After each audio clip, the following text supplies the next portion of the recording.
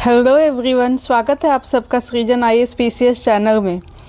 I hope आप लोगों की पढ़ाई अच्छी चल रही होगी। हम लोग GS 5 कर रहे हैं UP PCS का, जो यूपी स्पेशल जो पेपर है उसका स्टार्ट किए हैं करना। इसमें हम लोग यूनिट 1 कर रहे हैं। इसमें यूनिट 1 में हम लोग काफ़ी कुछ कर चुके हैं। अभी ये लास्ट पार्ट होगा यूनिट 1 का, जिसमें कि मुग़ल डायनेस्टीज और कुछ एंशिएंट सिटीज़ जो यूपी की वो कवर की जाएगी। ठीक है, तो हम लोग चलते हैं अपने लेक्चर की तरफ बिना टाइम वेस्ट किए हुए। देखिए, ये है मुग़ल डायनेस्टी इन उत्तर प्रदेश 1526 से 1857 CE तक। उत्तर प्रदेश बहुत की रोल प्ले करता है मुग़ल एम्पायर में, पॉलिटिकली, एडमिनिस्ट्रेटिवली, मिलिटरी, कल्चरली और इकोनॉमिकली। ठीक है, Agra establish as a Mughal capital establish किया जाता है। आगरा काफ़ी इंपॉर्टेंट है मुग़ल एम्पायर के लिए। फिर मेजर डेवलपमेंट जो होते हैं, architecture, Marvels, trade network, administrative reforms, ये कुछ लाए जाते हैं मुग़ल के टाइम पे उत्तर प्रदेश में। और उत्तर प्रदेश एक इम्पॉर्टेंट सेंटर होता है मुग़ल डायनेस्टीज़ के लिए। अब नेक्स्ट देखते हैं हम लोग political and military importance of Uttar Pradesh. Agra जो है वो मुग़ल का कैपिटल हुआ करता था। 1526 1648 के आसपास जो रूल है मुग़ल का, उसके टाइम पे बाबर 1526 से 1530 तक इसी ने आगरा को कैपिटल बनाया था आफ्टर डिफीटिंग इब्राहिम लोदी। इब्राहिम लोदी को इसने बैटल ऑफ पानीपत में डिफीट किया था 1526 में। उसके बाद इसने आगरा को कैपिटल बनाया।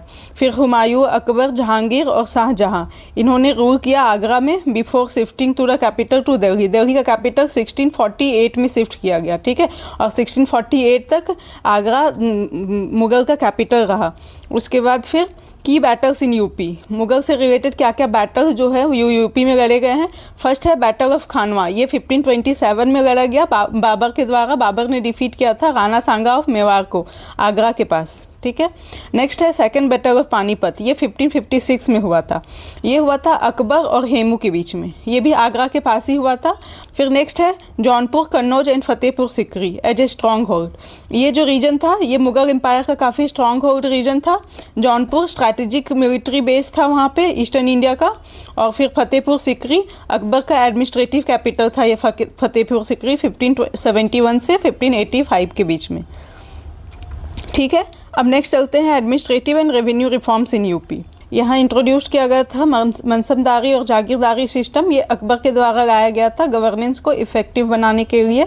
मनसबदारी सिस्टम में क्या होता था, जो ऑफिसर्स होते थे एडमिनिस्ट्रेशन में, उनको मेरिट के बेसिस पे रैंक दिया जाता था और उन्हीं ऑफिसर्स को जो पेमेंट किया जाता था वो जागीरदारी सिस्टम के थ्रू किया जाता था। फिर नेक्स्ट है लैंड रेवेन्यू सिस्टम, जिसको जब्त सिस्टम भी बोलते हैं। ये इंट्रोड्यूस किया गया था अकबर के द्वारा दोआब रीजन में। और दशहरा का मतलब है कि 10 ईयर का जो एवरेज क्रॉप प्रोडक्शन होता था उसके बेसिस पे रेवेन्यू को फिक्स किया जाता था, क्रॉप यील्ड के बेसिस पे। ठीक है, judicial and military centre Prayagraj and Lucknow become major administrative hub बना था प्रयागराज, लखनऊ। और राजा मान सिंह जो है और अदर राजपूत अलाइज मुग़ल के अंदर में, इन्होंने की फोर्स जो थे यूपी में उन पे कंट्रोल इस्टेब्लिश किया, राजा मान सिंह और अदर राजपूत अलाइज। फिर नेक्स्ट है economic growth and trade. Agra and Varanasi एक मेजर ट्रेड सेंटर बना। Agra silk, carpet, textile, perfumes, ये एक्सपोर्ट किया जाता था इस रीजन से पर्शिया और यूरोप में। फिर कन्नौज फेमस फॉर परफ्यूम, इत्र इंडस्ट्री वहाँ पे डेवलप हुई। Development of trade routes, Ganga Yamuna major river routes बना, लिंकिंग यूपी को बंगाल और गुजरात से लिंक करता था ये गंगा यमुना का जो ट्रेड रूट था। फिर ग्रैंड ट्रंक रोड बनाया गया जो कनेक्ट करता था आगरा, दिल्ली, प्रयागराज। ठीक है, फिर मुग़ल कॉइनेज सिस्टम लाया गया जिसमें कि सिल्वर रुपी और गोल्ड मोहर्स ये मिंट किया गया था, ये मिंट किया जाता था आगरा में। ठीक है, तो ये कुछ इकोनॉमिक कंट्रीब्यूशन है यूपी का मुग़ल एम्पायर में। अब नेक्स्ट देखते हैं Mughal architecture and cultural influence in UP में मुग़ल आर्किटेक्चर और कल्चर का क्या इन्फ्लुएंस पड़ा।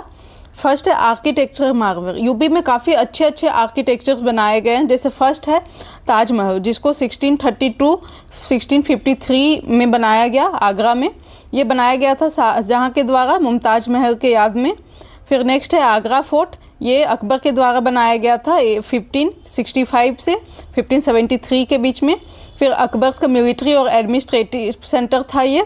फिर फतेहपुर सिकरी 1571 से 1585 के बीच में बनाया गया। अकबर का कैपिटल था ये फतेहपुर सिकरी, और इसमें इस फतेहपुर सिकरी में ही बुलंद दरवाज़ा, पंच महल और जामा मस्जिद ये सब भी इसी के अंदर है। ठीक है, अब नेक्स्ट है religious tolerance and Sufi influence. उनका क्या इन्फ्लुएंस था? अकबर ने ना रिलीजियस हार्मनी को प्रमोट किया दीन इलाही और सूफी संत के थ्रू। यूपी में शेख सलीम चिश्ती, फतेहपुर सिकरी के, इन्होंने इन्फ्लुएंस किया मुगल की पॉलिसीज को। ठीक है, अब नेक्स्ट है Persian and Urdu literature promotion. Agra and Lucknow centre बना पर्शियन पोइट्री, मुगल क्रॉनिकल्स और लेटर उर्दू लिटरेचर्स का, तो इसका भी प्रमोशन हुआ बहुत ज़्यादा यूपी में। अब नेक्स्ट देखते हैं decline of Mughal rule in Uttar Pradesh. Uttar Pradesh में मुगल रूल डिक्लाइन कैसे किया और क्यों किया? पहला है औरंगजेब की Deccan policy and administrative decline. ये है 1658-1707 के आसपास। फर्स्ट था shifted focus towards the Deccan campaign. Deccan Aurangzeb ने अपना फोकस डेक्कन कैंपेन की तरफ शिफ्ट कर दिया था। ठीक है, उसके कारण मुगल का कंट्रोल जो था वो यूपी में कम हो गया। अब डेक्कन की तरफ चले गए तो यूपी में उनका मुगल कंट्रोल कम हो गया। फिर resulted in revolts by Rajput, Jats, Bundelraj in region, इनके द्वारा रिवॉल्ट्स स्टार्ट हो गया यूपी वाले रीजन में। फिर rise of nawabs of Awadh and local power. Aurangzeb के डेथ के बाद 1707 में अवध जो लखनऊ रीजन में है बिकम सेमी इंडिपेंडेंट प्रोविंस। ठीक है, नवाब के अंदर ये जो अवध था वो सेमी इंडिपेंडेंट प्रोविंस बन गया। By the 18th century British and Maratha began challenging Mughal authority in UP. ठीक है, मुगल अथॉरिटी को चैलेंज करना स्टार्ट कर दिया था ब्रिटिश और मराठास ने, जिसके कारण मुगल एम्पायर डिक्लाइन होना स्टार्ट हो गया। फिर नेक्स्ट है end of Mughal rule in UP. 1857 revolt जो था इनिशिएट हुआ वो यूपी में ही हुआ, जैसे कि मेरठ, कानपुर, लखनऊ ये सब रीजन में ये 1857 रिवॉल्ट बिगन हुआ और बहुत ज़्यादा स्प्रेड हुआ। फिर signalling the end of Mughal dominance यहाँ पे भी ख़त्म हो गया जो थोड़ा बहुत बचा हुआ था। After separation of the revolt Bahadur Shah Zafar को एग्जाइल में भेज दिया गया, फिर officially ending the Mughal dynasty. ठीक है, अब नेक्स्ट चलते हैं legacy of the Mughals in Uttar Pradesh. ये कुछ लेगेसी रहे हैं मुगल का उत्तर प्रदेश में। First culture and architecture heritage में आप देख सकते हैं काफ़ी अच्छे अच्छे मॉन्यूमेंट्स बनाए गए हैं। ताजमहल, आगरा फोर्ट, फतेहपुर सिकरी, जो कि अभी ग्लोबल लैंडमार्क्स की तरह देखा जाता है मुगल आर्ट एंड आर्किटेक्चर को। फिर इकोनॉमिक एंड ट्रेड कंट्रीब्यूशन में देखेंगे तो silk, carpet, perfume, steel flourished हो रहा है वाराणसी और कन्नौज के वाले रीजन में। उर्दू एंड पर्शियन इन्फ्लुएंस की बात करें तो Persian the Mughal court language जो था वो influence the growth of Urdu which later thrived in Lucknow. अब नेक्स्ट चलते हैं overview of Mughal rulers and their role in Uttar Pradesh. अब एक एक रूलर के बारे में देखते हैं उनका क्या कंट्रीब्यूशन था उत्तर प्रदेश में, क्योंकि ये छोटे वाले क्वेश्चन जो 8 मार्क के क्वेश्चन होते हैं उसमें पूछा जा सकता है कि बाबर का क्या कंट्रीब्यूशन था, अकबर का क्या कंट्रीब्यूशन था। जिसके ज़्यादा कंट्रीब्यूशन है उनको बड़े वाले क्वेश्चन में भी पूछा जा सकता है। ठीक है, तो अब हम लोग देखते हैं बाबर का कंट्रीब्यूशन 1526 से 1530 सेंचुरी के आसपास। इन्होंने मुगल रूल को इस्टेब्लिश किया था यूपी में आफ्टर डिफीटिंग इब्राहिम लोदी को डिफीट करके बैटल ऑफ पानीपत में 1526 में, और इसी ने आगरा को कैपिटल बनाया था मुगल का।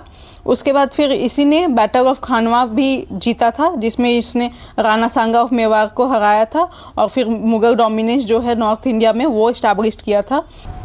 इसी ने इंट्रोड्यूस किया था पर्शियन कल्चर, जैसे कि Persian gardens, architecture, military strategies, influenced future Mughal art, जो कि फ्यूचर मुगल आर्ट को भी इसी चीज़ों ने इन्फ्लुएंस्ड किया, और फ्यूचर मुगल आर्ट में भी आपको ये सब चीज़ें दिखेगी।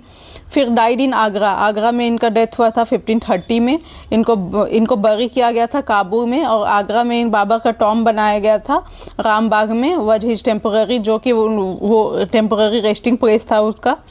उसके बाद फिर नेक्स्ट है अकबर। अकबर का कंट्रीब्यूशन 1556 से 1605 के आसपास। उन्होंने कैपिटल को शिफ्ट किया फतेहपुर सिकरी में। पहले आगरा में था, जो बाबर ने आगरा में कैपिटल बनाया था उसको शिफ्ट करके फतेहपुर सिकरी कर दिया अकबर ने 1571 से 1585 के आसपास। फिर बिल्ड बुलंद दरवाज़ा, पंचमहल, जामा मस्जिद, ये सब इसने बनाया फतेहपुर सिकरी में एग्जाम्पल्स, और ये सब जो बनाया इसने ये इंडो इस्लामिक आर्किटेक्चर का अच्छा एग्जाम्पल था। फिर प्रमोटेड रिलीजियस टॉलरेंस, प्रमोट किया, founded Din Ilahi, promoted harmony between Hindu and Muslim. ठीक है, उसके बाद फिर नेक्स्ट है इन्फ्लुएंस्ड बाय सूफी संत सलीम चिश्ती जो कि फतेहपुर सिकरी में है।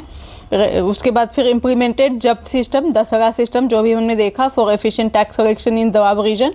10 साल का एवरेज प्रोड्यूस जो होता था उसके बेसिस पे टैक्स कलेक्ट किया जाता था। फिर एक्सपैंडेड आगरा एंड मथुरा को एक्सपैंड किया गया। इनकरेज टेम्पल ग्रोथ को भी इंकरेज किया जाता था। फिर ट्रेड आर्ट इन यूपी, तो ये सब चीज़ें प्रमोट किया गया अकबर के द्वारा।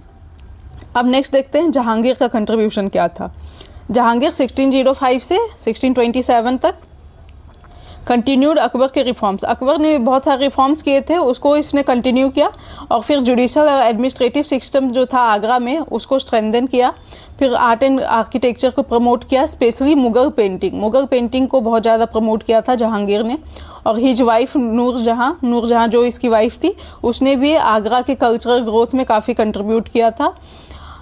इसने बुंदेला राजपूत लीडर वीर सिंह बुंदेला ऑफ ओरखा इसके साथ लड़ाई की थी, इसके साथ एक वार हुआ था इसका।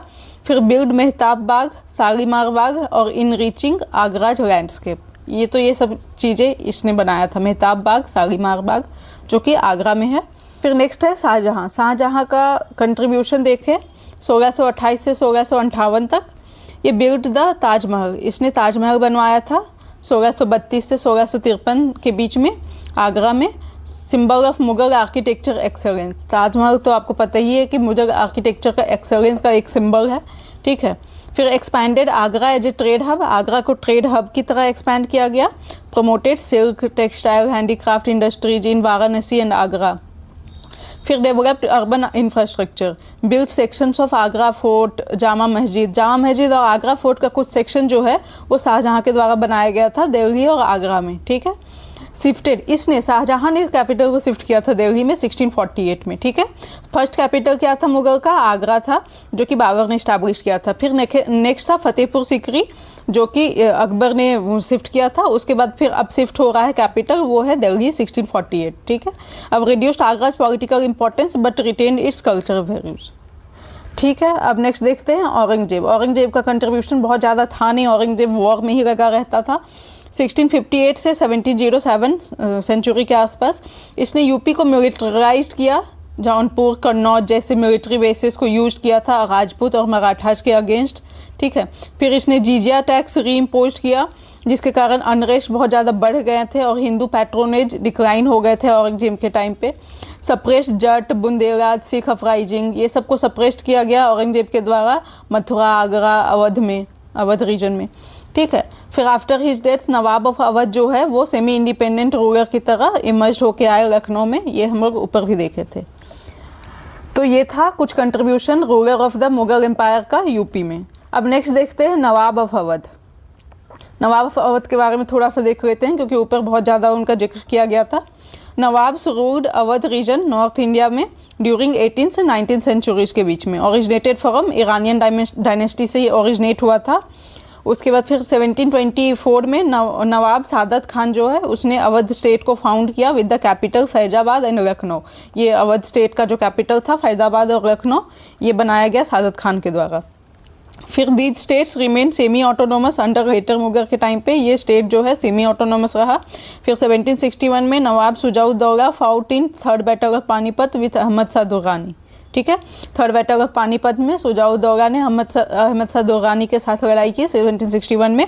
फिर 1764 में सुजाउद्दौला और मीर कासिम के साथ अलायंस बना के, और शाह आलम II भी था। 1764 में बैटल ऑफ बक्सर हुआ था, उसी में इसने अलायंस बनाया था सुजाउद्दौला, मीर कासिम और शाह आलम II ने, ठीक है।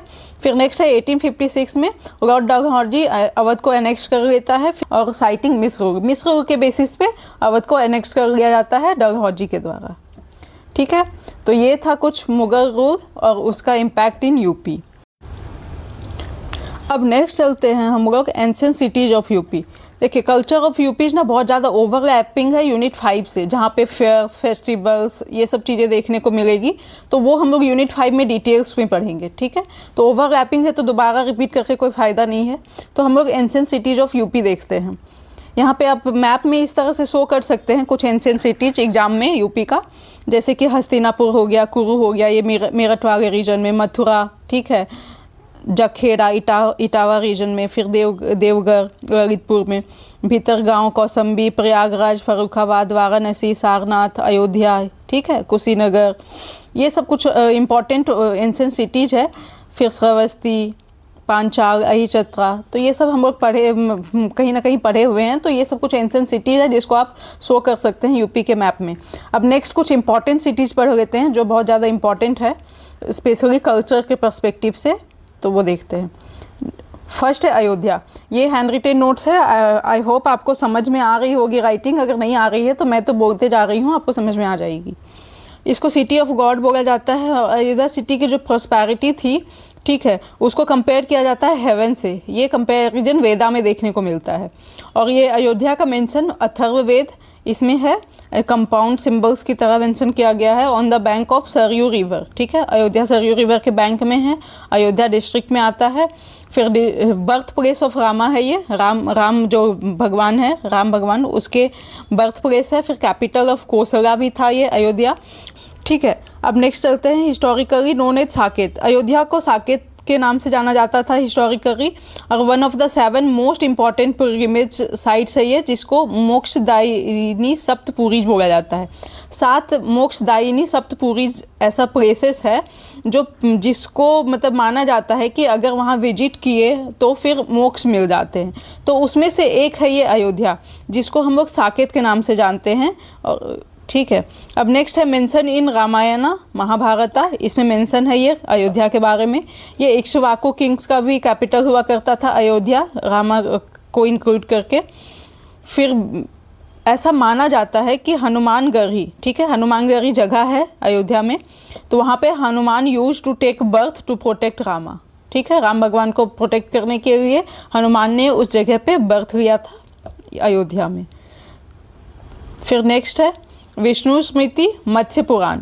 इसमें मेंशन किया गया है अयोध्या को as a place of pilgrimage की तरह, ठीक है।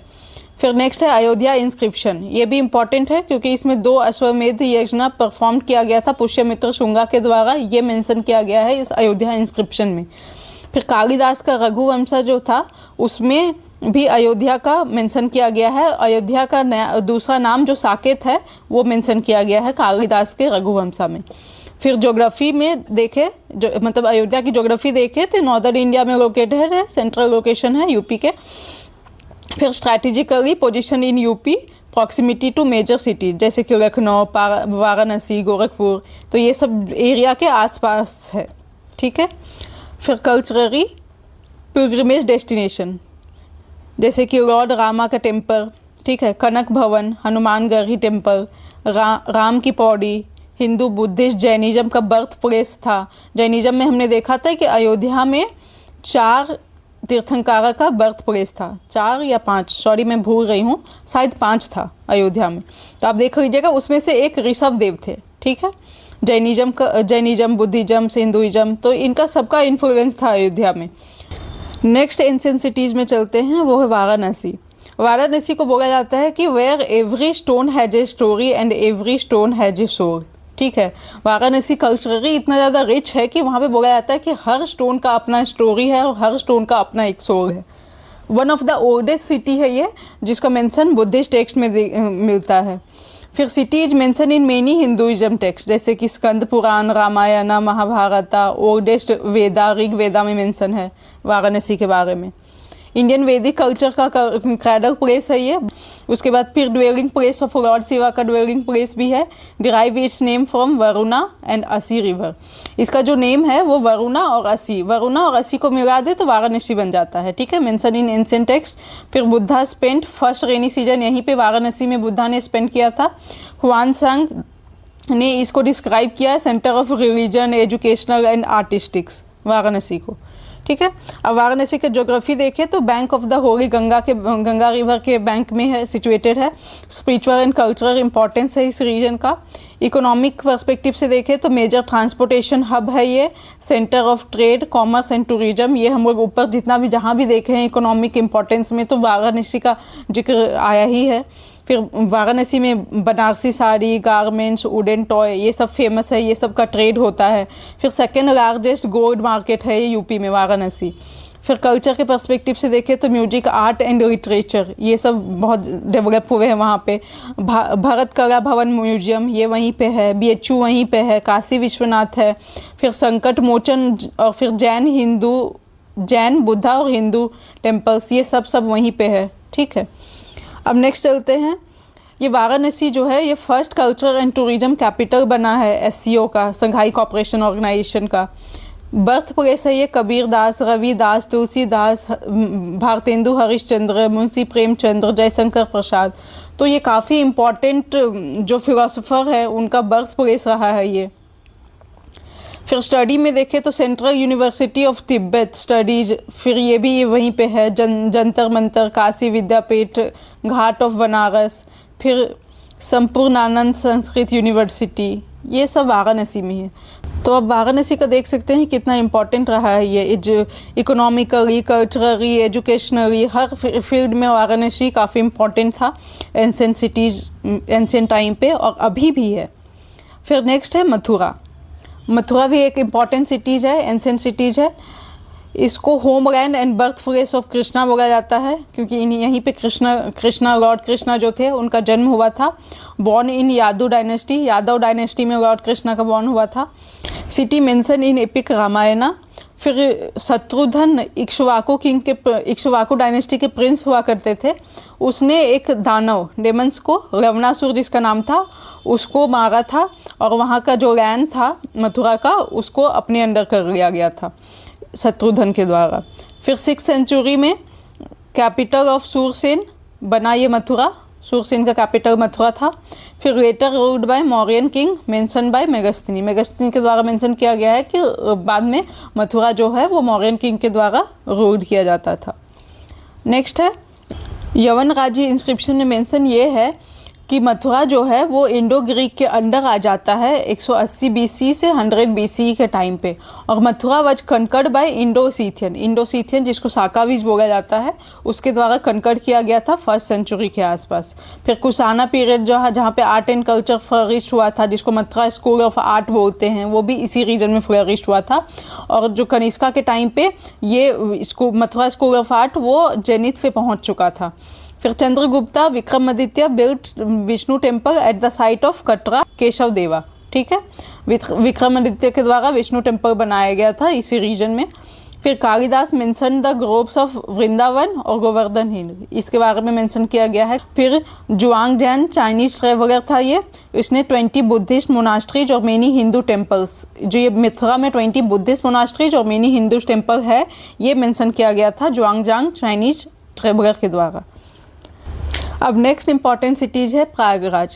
प्रयागराज काफ़ी इंपॉर्टेंट है। प्रयागराज को बोला जाता है where river and faith converge. ठीक है, जहाँ पे रिवर और बिलीफ जो है वो दोनों कन्वर्ज होती है। हिस्टोरिकली और कल्चरली प्रयागराज बहुत इम्पॉर्टेंट है, माइथोलॉजिकल सिटीज़ है, हिस्टोरिकल सिटीज़ है, जिसका पास्ट जो है बहुत ज़्यादा ग्लोरियस रहा है और प्रेजेंट भी बहुत ज़्यादा ग्लोरियस है। ठीक है, यहाँ पे ये सिटी एक मिक्स है, कल्चर, हिंदू कल्चर, बुद्धिस्ट और जैन क्रिश्चियन, ये सारे कल्चर का मिक्सचर देखने को मिलेगा इस सिटीज़ में। फिर प्रयाग का नाम जो है वो मेंशन है मत्स्य पुराण में और पद्म पुराण में। ठीक है, फिर एंशिएंट किंग जो है उन्होंने अभिषेक किया था, एनॉइंटेड मतलब अभिषेक किया था यहाँ के जो प्रयागराज का जो वाटर्स है उससे, मेंशन इन वाल्मीकि पुराण में ये मेंशन किया गया है।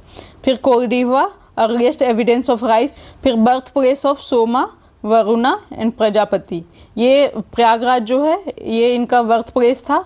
और सीट ऑफ ग्रेट सेजेस, बहुत सारे इंपॉर्टेंट साधुज के वो यहाँ पे प्लेस हुआ करता था ये प्रयागराज, जैसे भारद्वाज, दुर्वासा, फिर पन्नाज। ठीक है, ये इन सब का प्लेस हुआ करता था।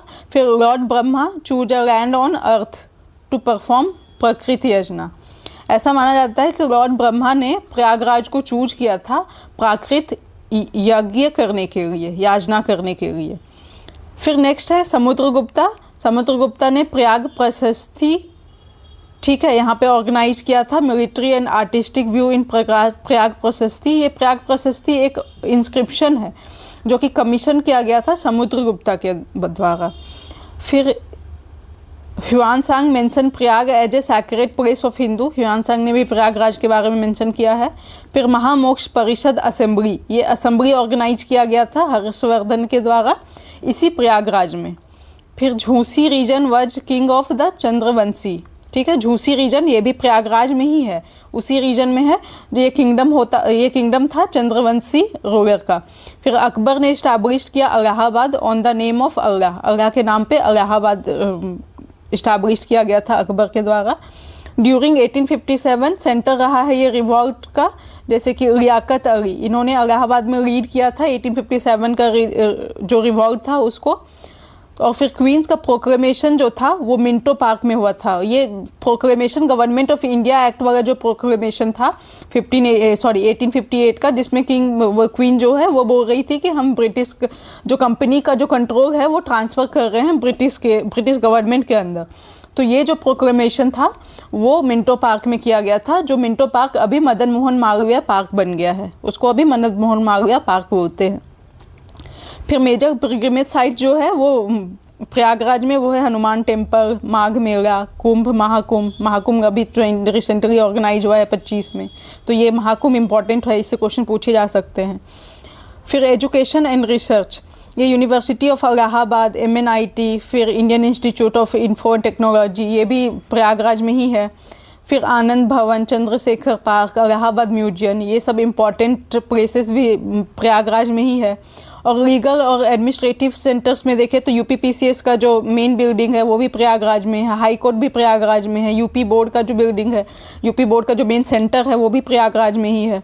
फिर रिच कल्चर एंड एजुकेशन है प्रयागराज, दैट्स वाई प्रयागराज को लिटरेसी कैपिटल ऑफ यूपी बोला जाता है, ठीक है। तो ये प्रयागराज के कुछ इंपॉर्टेंट फैक्ट्स थे। अब कुंभ मेला जैसे कि बोला कि 2025 में ऑर्गेनाइज हुआ था, तो काफ़ी इंपॉर्टेंट है कुंभ मेला, तो कुंभ मेला के बारे में भी हम लोग थोड़ा सा देख लेते हैं।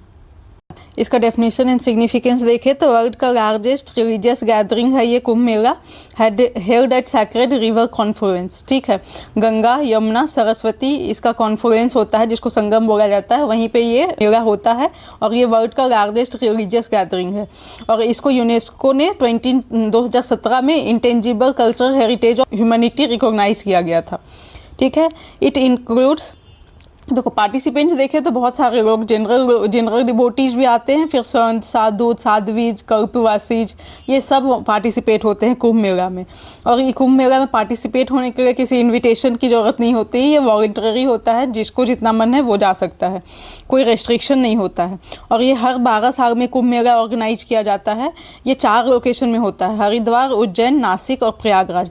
हरिद्वार में जो होता है वो गंगा रिवर के पास होता है उत्तराखंड में, और उज्जैन में सिप्रा रिवर के पास मध्य प्रदेश में, और नासिक में गोदावरी रिवर के पास महाराष्ट्र में। और प्रयागराज अभी देखा गंगा यमुना सरस्वती का जो संगम होता है, कॉन्फ्लुएंस होता है, वो वहाँ पे होता है। अभी जो ऑर्गेनाइज हुआ था वो महाकुंभ मेला था। एस्ट्रोलॉजिकल सिग्निफिकेंस देखें तो ये जो मेला ऑर्गेनाइज होता है तो वो किस दिन ऑर्गेनाइज होगा, ये बेस्ड होता है सन, मून और जुपिटर के पोजीशन के अकॉर्डिंग डिसाइड किया जाता है कि कब ऑर्गेनाइज होगा। Consider the holiest time in Hindu calendar, ये पूरे हिंदू कैलेंडर में सबसे अच्छा टाइम माना जाता है इस कुंभ मेला के टाइम को। फिर कल्चरल एंड रिलीजियस प्रैक्टिसेस में देखें तो अखाड़ा प्रोसेशन, पेशावी, शाही स्नान, royal birth and various cultural event. ये अखाड़ा प्रोसेशन मतलब जो साधु लोग होते हैं वो अपना अखाड़ा बनाते हैं, ठीक है। अखाड़ा का मतलब होता है कि कल्चरल और मार्शल उनका मिक्सचर, तो ये वहाँ पे कल्चरल प्रैक्टिसेस होती है, शाही स्नान होता है और वेरियस कल्चरल इवेंट्स ऑर्गेनाइज होते हैं। Participants diversity, Naga sadhus, common devotee, Naga sadhu से लेकर कॉमन डिवोटी तक हर लोग पार्टिसिपेट करते हैं इसमें। फिर मैथोलॉजिकल सिग्निफिकेंस देखा जाए तो इसका ओरिजिन जो है वो समुद्र मंथन से माना जाता है, ठीक है, कि जब ओशन का चर्निंग हो रहा था तो उस समय से इसका कुंभ मेला का ओरिजिन हुआ है। वहाँ पे जो अमृत जो निकले थे समुद्र मंथन के टाइम पे, तो वो अमृत के मतलब कुछ बूंदे जो है वो हरिद्वार, उज्जैन, नासिक और प्रयागराज में गिरे थे।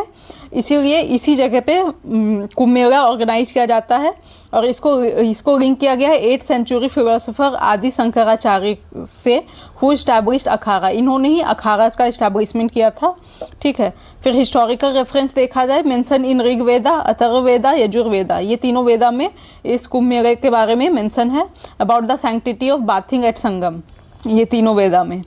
फिर प्रयागराज का importance, consider the most sacred state site. ठीक है, believe the Brahma performed Ashvamedha yagna here, अभी हम लोग देखे थे ऊपर प्रयागराज में कि ब्रह्मा ने इसमें अश्वमेध यज्ञ परफॉर्म किया था।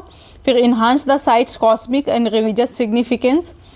एलिमेंटल मीनिंग ऑफ कुंभ मतलब unity, purity, flow of life, इसको सिंबलाइज करता है। जैसे कि बहुत सारी गैदरिंग्स होती है, अलग अलग कास्ट के, अलग अलग रिलीजन के लोग गैदर्ड होते हैं, तो ये यूनिटी को सिग्निफाई करता है। ठीक है, फिर represents confluence of river, forest, rishis, humanity, ये सबका कन्फ्लुएंस शो करता है ये कुंभ मेला।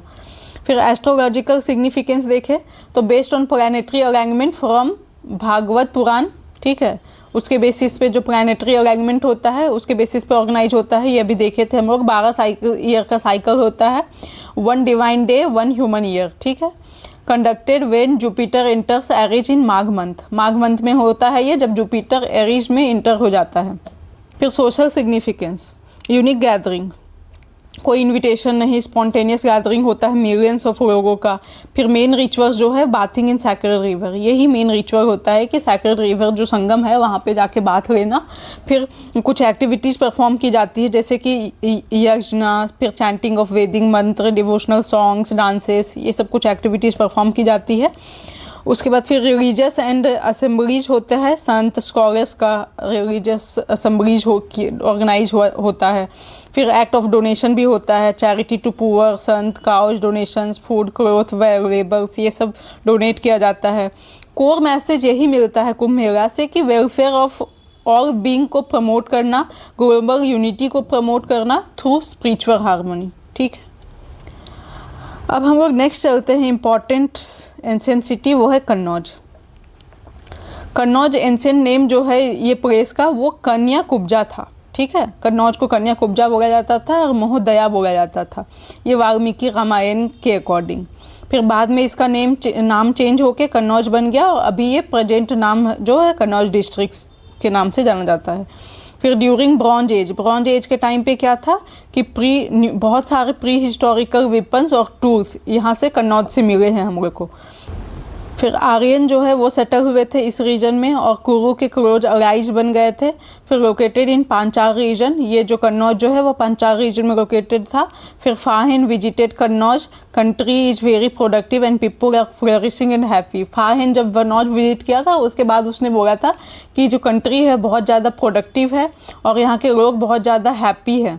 ठीक है, फिर ह्वानसांग भी विजिट किया था 643 AD में।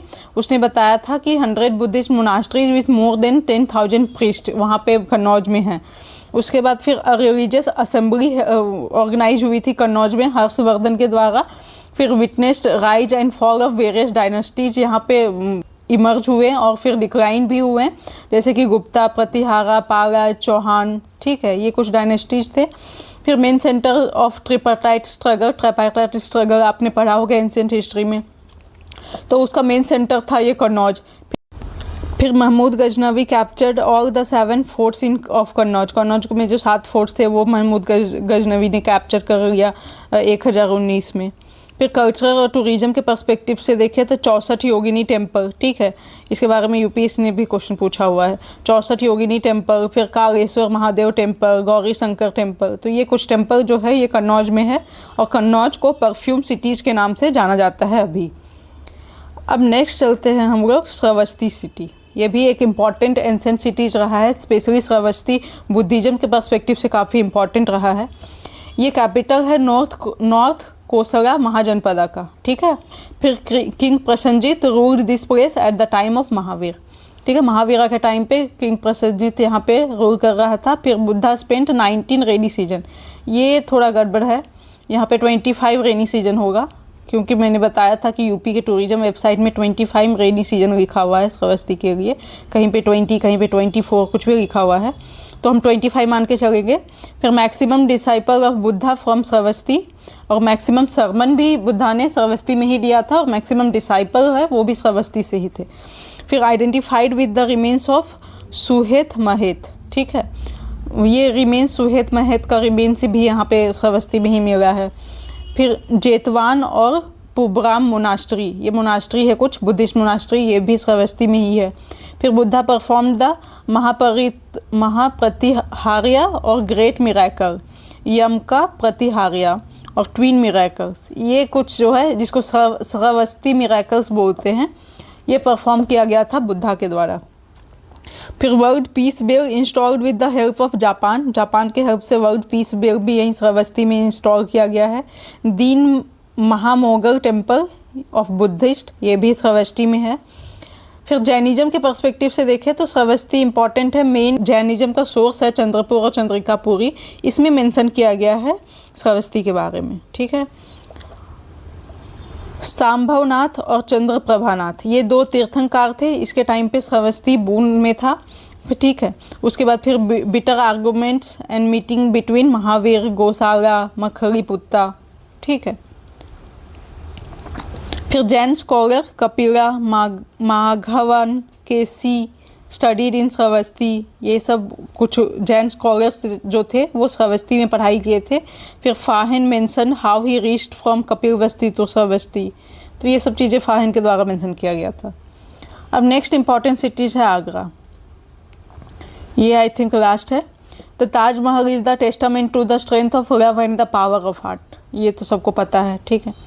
अब एंशियंट एंड मिडिवल पीरियड में आगरा एक इम्पॉर्टेंट एंशियंट सिटीज़ था, मेंशन इन महाभारता एरा में भी मेंशन किया गया है इसके। ऑफिशियली फाउंडेड बाय सुल्तान सिकंदर लोदी, 1504 में सुल्तान सिकंदर लोदी के द्वारा फाउंड किया गया था। फिर इब्राहिम लोदी इसको रूल कर रहा था जब तक वो बाबर के द्वारा डिफीट नहीं हो गया बैटल ऑफ पानीपत 1526 में, तब तक। उसके बाद फिर मुगल एरा के टाइम पे इसको अकबराबाद के नाम से रीनेम कर दिया गया था, बिकम मुगल कैपिटल। फिर ये मुगल कैपिटल बन गया था अकबर, जहांगीर, शाहजहां के टाइम पे। अकबर ने रेड फोर्ट और फतेहपुर सीकरी डेवलप किया आगरा में। फिर जहांगीर एम्फसाइज्ड गार्डन्स पे फोकस किया गया जहांगीर के द्वारा आगरा में। और शाहजहां ने ताजमहल बनाया। औरंगजेब ने कैपिटल शिफ्ट कर दिया औरंगाबाद इन 1653 में। अब पोस्ट मुगल पीरियड देखे जाए तो कंट्रोल बाय मराठा के द्वारा भी कंट्रोल किया गया आगरा को। देन बाय ब्रिटिश 1803 से ब्रिटिश का कंट्रोल बढ़ गया था आगरा में। बिकम अ गवर्नमेंट सीट इन 1835 में गवर्नमेंट का सीट भी बना Agra.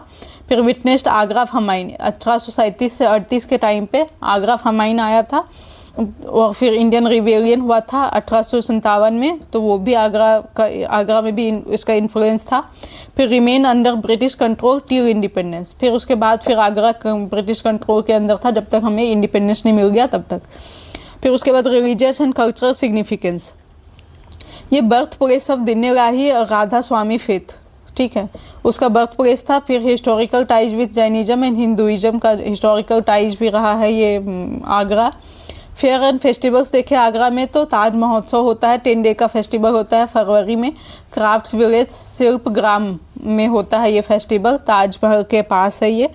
Promotes art craft culture cuisines folk performance, ये सब प्रमोट किया जाता है। और मेजर हाईलाइट्स में देखें तो डेकोरेटेड कैमल्स, एलिफेंट्स, ये सबको शो किया जाता है। फिर chicken curry Lucknow, bull pottery Khurja का ये भी डिस्प्ले किया जाता है इस महोत्सव में।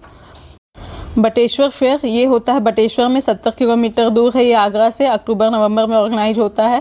लॉर्ड शिवा को डेडिकेटेड है और यमुना रिवर को भी डेडिकेटेड है। और यहाँ पे लाइव स्टॉक और कैटल फेयर जो है वो भी होता है और रिलीजियस बाथिंग होता है।